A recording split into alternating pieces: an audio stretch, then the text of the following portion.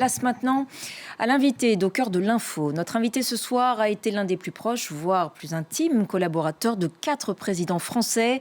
Jacques Chirac, Nicolas Sarkozy, François Hollande et Emmanuel Macron, qui l'a littéralement nourri. L'ancien chef des cuisines de l'Élysée aux commandes de cette institution durant 28 ans, puis premier ambassadeur de la gastronomie française, sort un livre intitulé « La table du destin d'un rêve d'enfant au palais de l'Élysée ». Bonsoir Guillaume Gomez.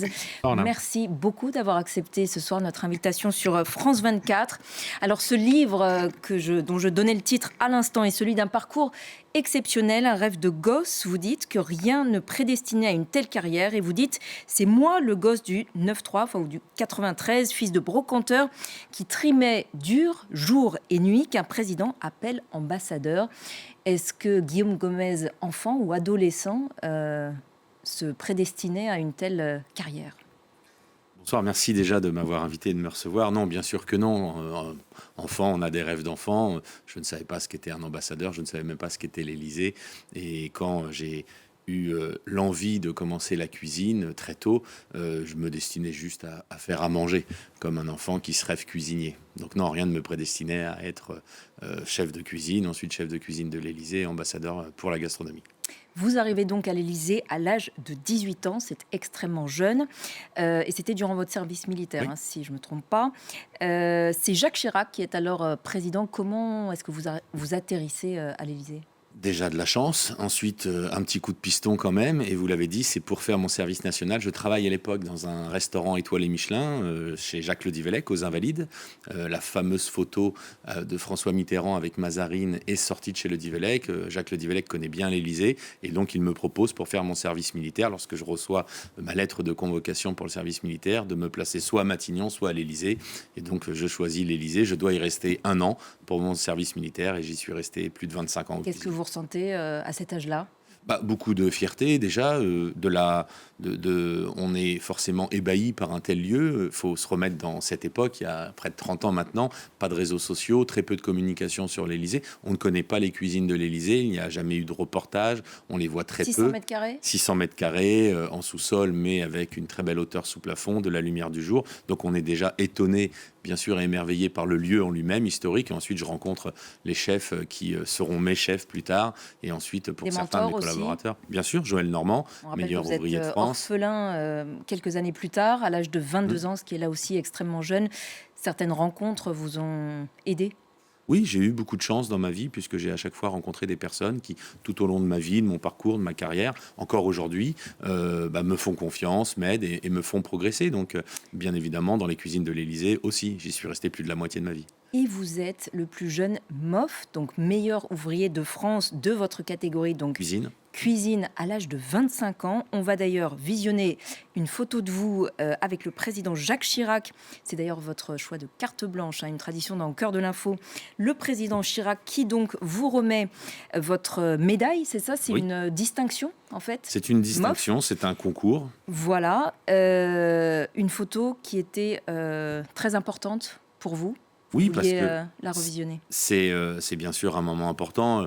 Jacques Chirac, que j'ai eu le privilège de servir pendant 10 ans, avec une relation particulière, bien évidemment. Et ce moment de ma vie est un moment important, aussi bien personnel que professionnel, puisque je rentre dans la catégorie des meilleurs ouvriers de France. Ça me permet d'accéder au poste de sous-chef de l'Élysée à ce moment-là, d'être ensuite l'adjoint de Bernard Vaution et ensuite d'accéder au poste de chef. Donc c'est un tournant important de ma carrière. Et se joue d'ailleurs assez rapidement ensuite la succession de Bernard Vaution que vous venez d'évoquer. Et là, vous dites non.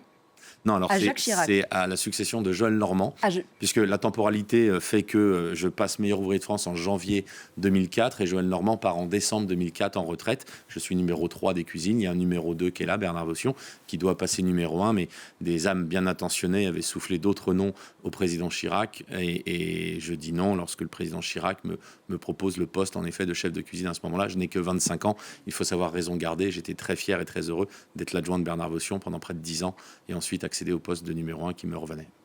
Vous dites que le chef de l'Élysée, c'est le collaborateur dont un chef d'État a le plus besoin. Alors, je ne sais pas si c'est une blague ou si c'est réel. En tout cas, la nourriture, 2 fois par jour, à minima. Voilà, à minima, voire 3 fois. Ça joue un rôle essentiel, vous diriez, dans l'exercice du pouvoir. évidemment, ça joue un rôle essentiel pour tous.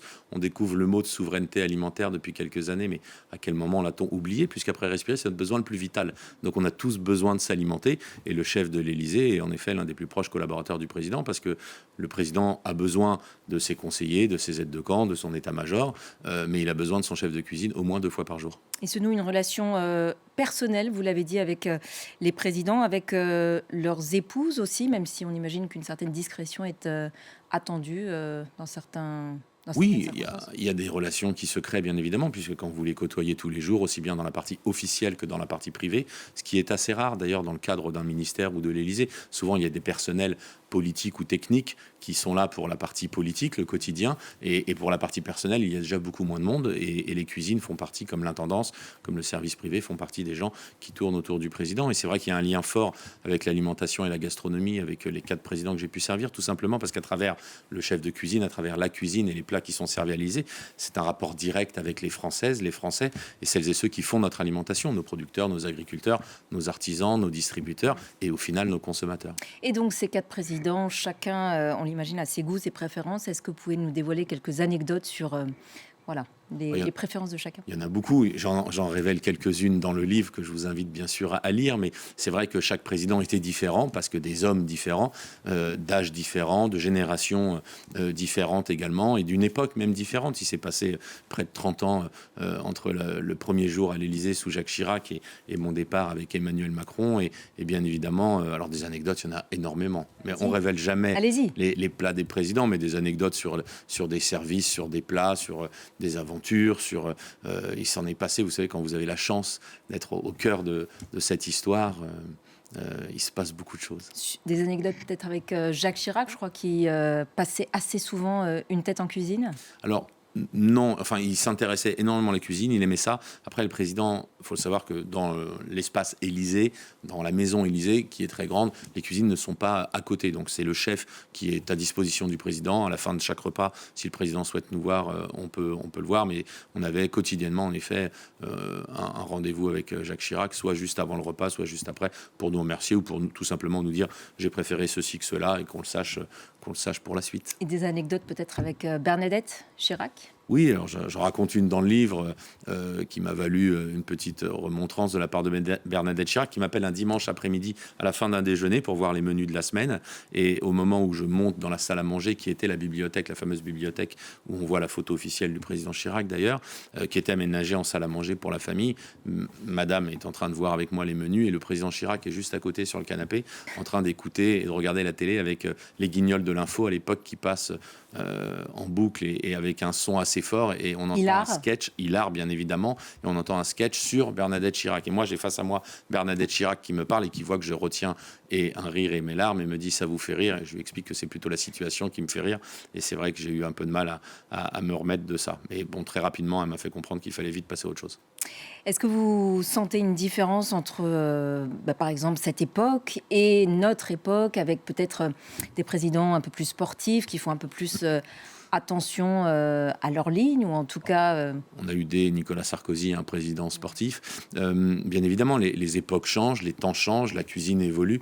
Vous savez, la cuisine du Palais de l'Élysée, qui se veut être la vitrine du territoire et du terroir de France, n'est pas coupée du monde et n'est pas coupée de son époque. Et celles et ceux qui viennent manger, celles et ceux qui travaillent à l'Élysée sont des contemporains de ce siècle. Donc la cuisine évolue comme elle peut évoluer dans les restaurants et comme elle évolue dans les habitudes des Français. Personne ne parlait de saisonnalité il y a 30 ans, personne ne parlait de meilleure alimentation, d'alimentation plus engagée, qui sont aujourd'hui au cœur des sujets alimentaires à l'Élysée comme ailleurs.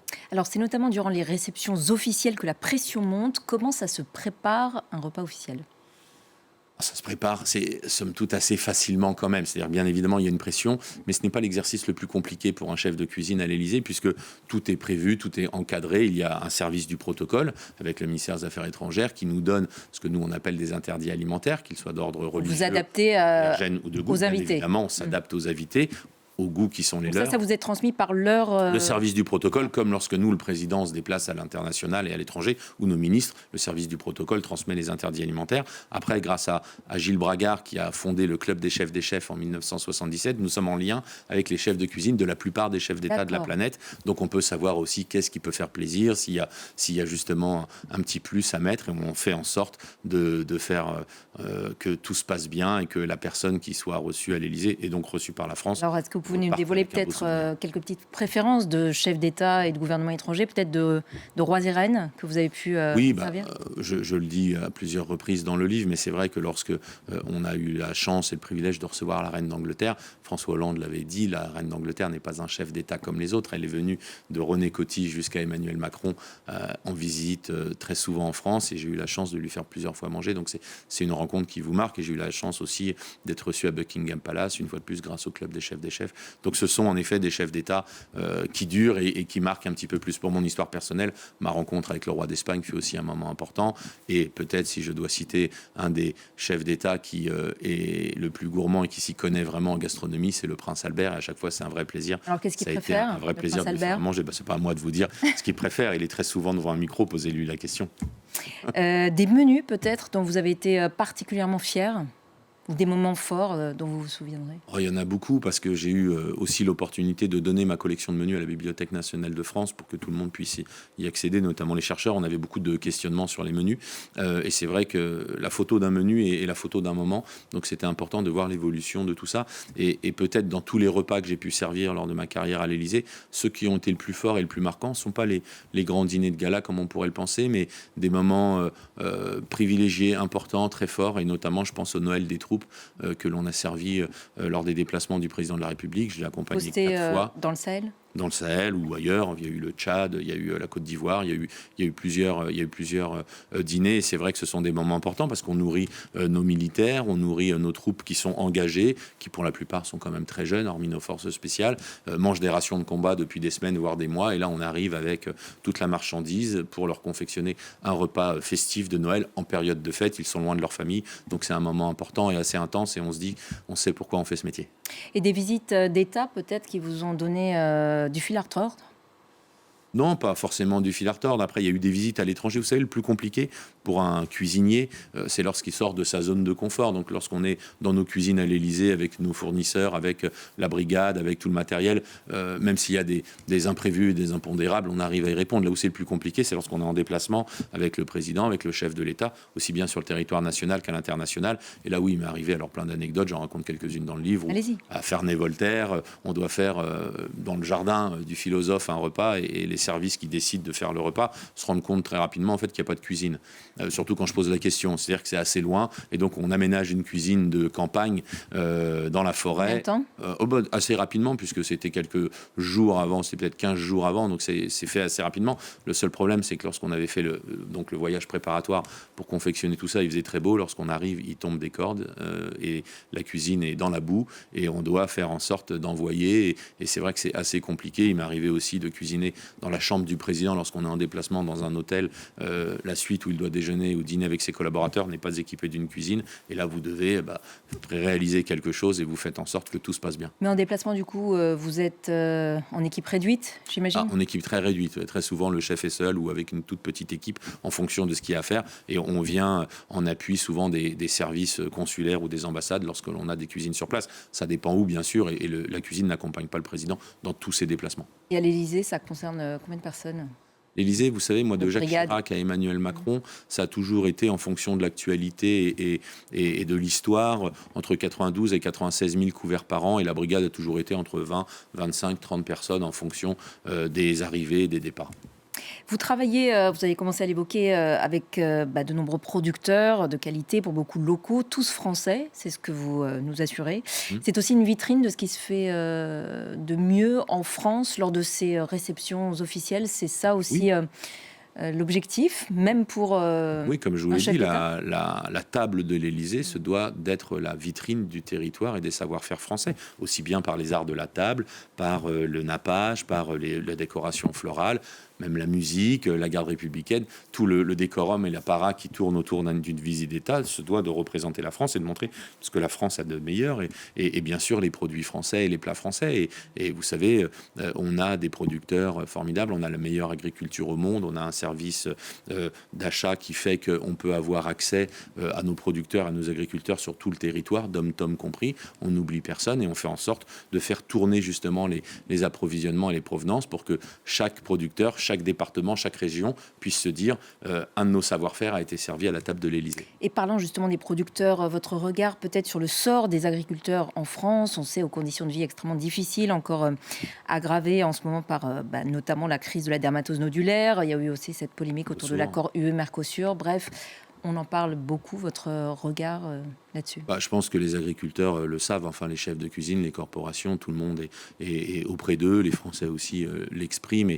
Et moi, ce sont des sujets sur lesquels je travaille depuis longtemps, avec notamment l'association Eurotoc, qui est une association qui fédère les chefs européens pour mettre en avant, j'ai eu l'occasion souvent de le dire, si la France était une équipe, la gastronomie française, l'agriculture en serait la capitaine. Parce qu'on ne peut rien faire sans nos agriculteurs, on ne peut rien faire sans nos producteurs, on ne peut rien faire sans nos éleveurs. Et nous connaissons le travail qui est le leur depuis de nombreuses années et la crise agricole s'accentue depuis des décennies et je pense qu'il est temps aujourd'hui qu'on puisse en effet tous ensemble trouver en responsabilité des résultats et on le dit sur le consommateur. Moi je prône une éducation à l'alimentation depuis de nombreuses années, pas pour en faire des chefs de cuisine, pour en faire tout simplement des meilleurs consommateurs. Comment dire à nos producteurs, à nos éleveurs, faites des produits de qualité si personne ne les consomme? La réalité elle est là, c'est de se dire qu'aujourd'hui nos producteurs demandent des débouchés pour leurs produits en saison bien évidemment, donc ça passe par le quotidien, aussi bien dans la restauration collective, la restauration au restaurant, et aussi chez les gens. Donc c'est un réveil collectif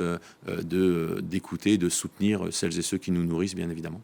28 ans de service, de travail au service de l'Élysée. On imagine que c'est la source d'une immense fierté. En tout cas, ça transparaît bien dans ce livre, au détriment tout de même de la vie de famille. Je ne sais pas si c'est au détriment de la vie de famille. Ce qui est sûr, c'est que comme toutes celles et ceux qui ont un métier d'engagement, et vous en faites partie, je côtoie des journalistes depuis de nombreuses années, je vois bien l'abnégation que chacun peut avoir pour son métier. J'ai pas eu l'impression, personne n'est fait pour vous avez quand même passé très peu de Noël et de Nouvel An en famille. Oui, jamais. Mais en 28 ans. Non, j'avais pas l'impression de sacrifier quoi que ce soit. Bien évidemment, si vous posez la question à ma famille, à mes proches, c'est différent. Mais je me souviens de la naissance de ma première fille. Le soir même, je faisais dîner à Angela Merkel. Là, vous n'avez pas un pincement au cœur malgré tout? Non. Parce que je suis revenu le soir et personne ne s'était aperçu presque que j'étais parti. Donc, c'est pas ça. C'est que ce que je dis aux jeunes aujourd'hui, c'est que je suis porte-parole de l'ANAF, l'Association nationale des apprentis de France. Je rencontre très souvent des jeunes et des apprentis. Personne n'est fait pour une vie de sacrifice. Si vous avez l'impression que vous êtes en train de sacrifier quoi que ce soit parce que vous faites pour votre métier, c'est qu'en fait, vous n'êtes pas à la bonne place. Et moi, quand je rentrais dans une cuisine, j'avais pas envie qu'on m'en sorte. Comme un jeune qui aime le football, si vous rentrez sur le terrain et qu'on vous sort au bout de 10 minutes, c'est vous qui êtes frustré. Moi, j'ai jamais été frustré à passer des 15 heures par jour en cuisine et à faire des semaines et des semaines d'affilée. J'ai fait un choix, je l'ai jamais subi ce choix. J'ai fait ce choix de ce métier. Donc, je l'ai fait et un matin, je me suis réveillé et je me suis dit, j'arrête. Et donc, qu'est-ce que j'ai fait? J'ai arrêté. Voilà. Et aujourd'hui, je suis plus chef de cuisine. Et depuis, vous avez été nommé premier ambassadeur de la gastronomie française en 2021, donc par Emmanuel Macron. C'était quoi votre mission ensuite ? La mission était, déjà, j'ai été son premier représentant personnel, avant tout, et ensuite c'est un rôle avec les ambassadeurs thématiques au Quai d'Orsay. C'était bien sûr le rayonnement, l'attractivité de notre alimentation et justement de gérer les dossiers. Alors, on était sorti de Covid, notamment l'aide aux restaurateurs, et ensuite ça a été de monter tous les dossiers pour que la France puisse rayonner à l'international, qu'on puisse rester cette première destination touristique au monde et qu'on fasse en sorte que par notre alimentation, par les valeurs qu'elle porte, d'une alimentation plus engagée en termes de santé, en termes de société, en termes d'environnement, on puisse faire avancer les dossiers. Et j'avais dit que je faisais ça pendant 3 ans. On a été jusqu'aux Jeux Olympiques et un peu plus. Et au bout d'un peu plus de 3 ans et demi, j'ai dit au président que j'arrêtais et qu'il était temps de nommer quelqu'un d'autre à ma place. Et il a compris, on l'imagine. Je pense que oui, bien évidemment.